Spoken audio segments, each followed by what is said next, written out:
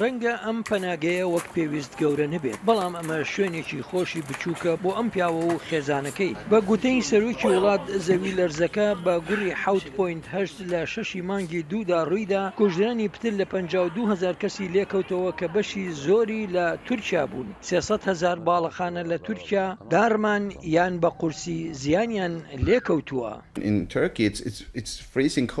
سەرمای شەوانە لە تورکیا تەزێنەرە، بۆمانەوەت پێویستیت بە شوێنێکی گەرم و شکەیە. خەڵک لێرە لە ئۆتۆمبیلەکانیاندا دەخەون، لەسەر شەقامەکان دیا لە نێو شێلتەری لە نایلۆن دروستکراودا دەمێنەوە. هەر بۆیە پێویستەکەی ئەو پەڕی زۆر بە شوێنێک هەیە بۆ ئەوەی تێدا بژیت. هەروەها پێویستی تەواویان بۆ پشووی دەرونی و کۆمەڵایەتی لە نێو پناگەیەک یان خانوویەکدا هەیە بۆ ئەوەی دەرگاکەی داخەن و لە دەرەوە نەبینرێن. لە حەسا لە پارێزگای هاتای خانوو دراوەتە نزیکەی 90 خێزان وەک پەناگەیەک بۆ ئەوەی تێیدا قاوەیەک بخۆنەوە و لە ئازاری زەوی لەرزەکە بکەونەوە سەر پێ. بە پشتیوانی دامەزراوەی ئایکیا ئەم دامەزراوە مرۆییە 5,000 شێڵتەر دابین دەکات بۆ ئەوانەی زەوی لەرزەکە لە تورکیا و سووریا زیانی پێگەیاندون. لە پارێزگای هاتای 350 لەو شێڵتەرانە بەدەستیان گەیشتووە و بەستراون. ئەم جۆرە شەڵتەرانە بۆ ئەم پەنابەرانە گەرمن و بەکەڵکە چونکە ئێمە لە وەرزی سەرماداین و با دزە ناکاتە نێویان.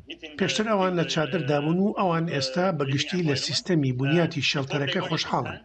شێڵتەرەکان بەرگەی 20 پلەی ژێر 0% دەگرن و کۆمپانیای بێتر شێڵتەر لە ساڵی 2010 لە شاری ستۆکۆڵمی پایتەختی سوید دامەزرا و بە ئامانجی دابینکردنی سەلامەتی و شکۆمەندیە بۆ ئەو کەسانی بەهۆی شەڕیان کارەساتی سروشتیەوە ئاوارە بوون. تەواوی پارچەکانی شێڵتەرێک خراونە نێو دوو سندوقەوە، هەر بۆیە کەسەکە خۆی دەتوانێت پێیچانە و ببەستێت و بە ئاسانی لە سندوقەکان دەربهێنرێنە دەرەوە. شێلتێرەکە کە لە شێوەی لا چێشەدایە ڕووبەرەکەی 7 متر و نیوی دووجایە کە بە گوێرەی پێوەرەی نێودەوڵەتیە و ژیانی خێزانێکی 5 کەسیە. جامە ئەو جۆرە شێلتەرەیە کە وەک پەناگەیەکی کاتی چاوەڕاندەکەیت پێ بدرێت.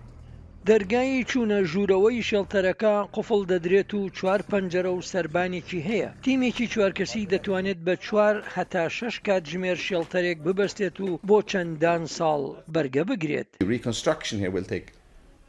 پرۆسەی بنیاتنانەوە لێرە زۆری پێدەچێت لەبەرەوەی ژمارەیەکی گەورە لە شێڵتەر و خانوبەرە وێران.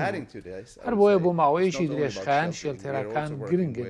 سەرباری ئەوەش ئێمە تەنها شێڵتەریان بۆ دابین ناکەین، بەڵکو کار دەکەین یەکەکانی خزمەت گوزاری سەرەتایی تەندروستیان بۆ دابین بکەین، هەروەها سەنتەرەکانی گەشەکردنی تەمەنی منداڵی بۆ ئەوەی منداڵان ڕووی لێ بکەن و یاری تێدا بکەن بۆ ئەوەی ئەگەر بۆ کاتێکی کوردخایان بێت قەیرانەکەیان لەبیر بچێتەوە.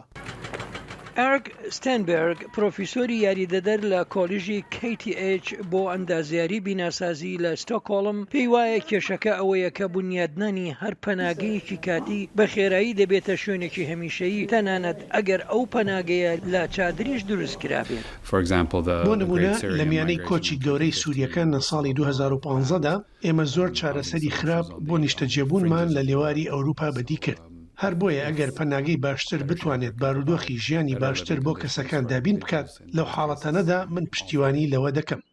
لە ساڵی 2015ەوە دامەزراوەی بێتر شێڵتەر زیاتر لە 80,000 شێڵتەری بۆ پرۆگرامەکانی تەنگەتاوی و قەیران و گەشە پێدان لە پتر لە 80 وڵاتدا دابین کردووە. سمکۆ عەزیز، دەنگی ئەمریکا.